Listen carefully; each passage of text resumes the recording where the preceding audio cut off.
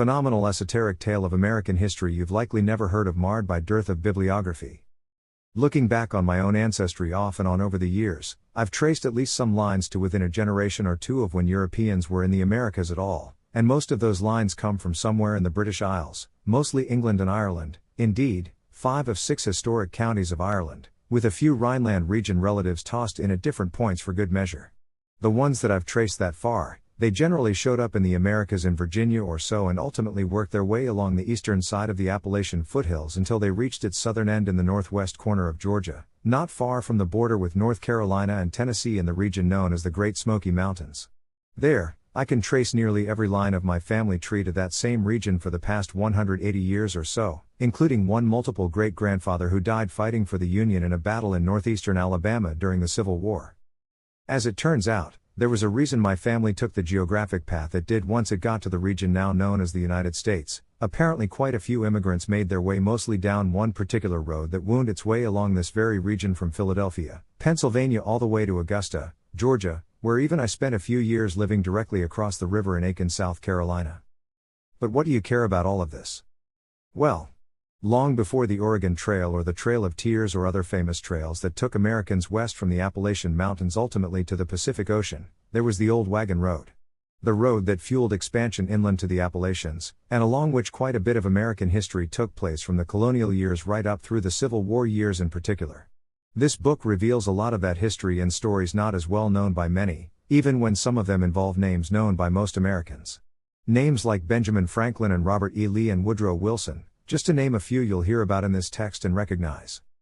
The real magic here though is in the names you don't recognize. The tales you've never heard of before.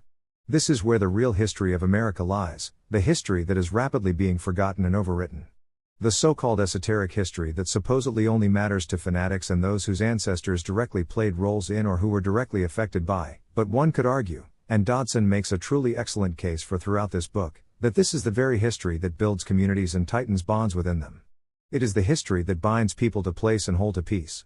It is the vagaries of one man choosing one path over another, and walking into the history books, for good or ill, at differing times, because of the path he chose that night. It is the history of families and communities coming together to celebrate the great times, and mourn the bad times.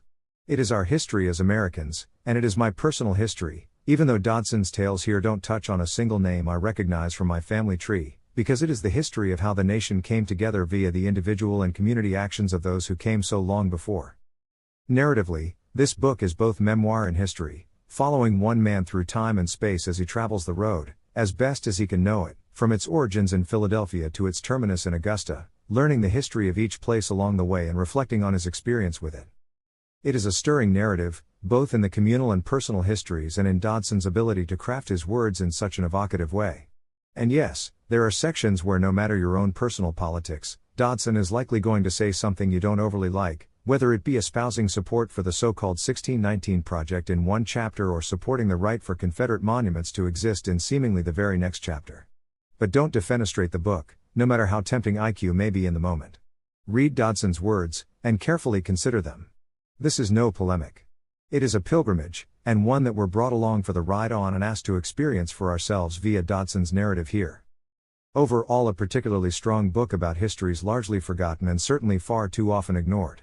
And yet it is this particular strength that also leads to its one flaw. For a book that shows so much history and even references quite a few texts along the way, for the bibliography to be only a page or two is damn near criminal. While the book did contain quite a few personal and direct interviews, there is also quite a bit of history discussed, and it would serve Dodson's readers to have a more complete bibliography so that they could read up on the same sources he used in his own research. Very much recommended.